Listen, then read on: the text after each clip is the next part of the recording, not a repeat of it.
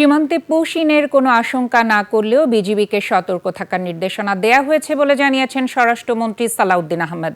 তিনি জানিয়েছেন, নির্বাচনের আগে জমা নেয়া বৈধ অস্ত্র ফেরত দেয়া সহ বিভিন্ন ইস্যুতেও নির্দেশনা দেয়া হয়েছে। আরও জানাচ্ছেন মেহেদী হাসান। পশ্চিমবঙ্গের এবারের বিধানসভার নির্বাচনে সবচেয়ে বড় ইস্যু ছিল কথিত অবৈধ বাংলাদেশি অনুপ্রবেশকারীরা। নির্বাচনে বিজেপি জয়লাভের পর এই অনুপ্রবেশকারী সন্দেহে অনেককেই বাংলাদেশে ঠেলে পাঠাতে পারে এমন আশঙ্কার কথা বলছেন কোনো বিশ্লেষক। তবে স্বরাষ্ট্রমন্ত্রী বলছেন, এমন আশঙ্কা সরকার করছে না। গতকালকে আমাদের বর্ডার গার্ড বাহিনী বিজিবিকে আমরা নির্দেশ দিয়েছি যাতে বর্ডারগুলোতে তারা একটু অ্যালার্ট থাকে, কারণ সেই রকমের সম্ভাবনা দেখি না, যদি হয় যাতে অ্যাড্রেস করতে পারে।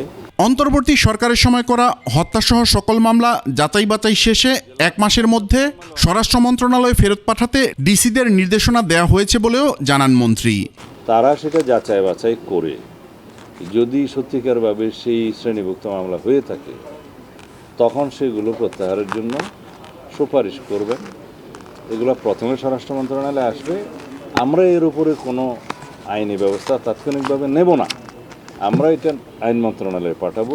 এদিকে ডিসিদের সঙ্গে বৈঠক শেষে তথ্যমন্ত্রী ও তথ্য উপদেষ্টা জানান, গণমাধ্যমের স্বাধীনতা অক্ষুণ্ণ রেখে অপতথ্য মোকাবেলা করতে চায় সরকার। আমাদের নিজেদের ধরেন মিসইনফরমেশন এবং আমাদের ডিসইনফরমেশনকে কমব্যাট করা, ফেস করা যতটা সম্ভব গণমাধ্যমের সঙ্গে সংযোগ রেখে একটা নিয়ম শৃঙ্খলার মধ্যে আনা। খুব সহজে মিডিয়া অনেকে চালু করছেন অনলাইন বেসড, সেখানে কখনো কখনো তাদের মতে, এবং তারা এই সমস্যা ফেসও করেন, যে এটা আপনারাও নিশ্চয়ই স্বীকার করবেন যে নীতিমালার একটা অভাব আছে।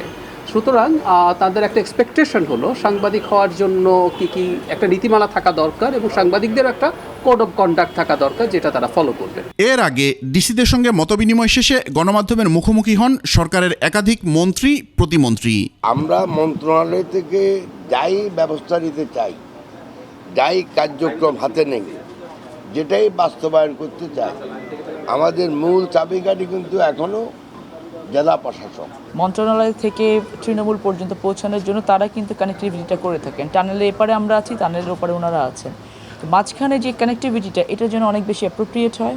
আমি দায়িত্ব নেওয়ার পরে এখন পর্যন্ত কোনো মেলা উদযাপন করার জন্য কোনো দায়িত্ব বা কোনো পারমিশন দেওয়া হয়নি, এবং ভবিষ্যতেও স্টেডিয়ামকে ব্যবহার করে কেউ মেলার জন্য ব্যবহার করবে সেই সুযোগটি আমরা দিব না। ডিসিদের সঙ্গে এই মতবিনিময় সরকারের নির্বাচনী অঙ্গীকার পূরণে সহায়ক হবে বলেও জানান সরকারের মন্ত্রীরা। মেহেদী হাসান, 21 টেলিভিশন, ঢাকা।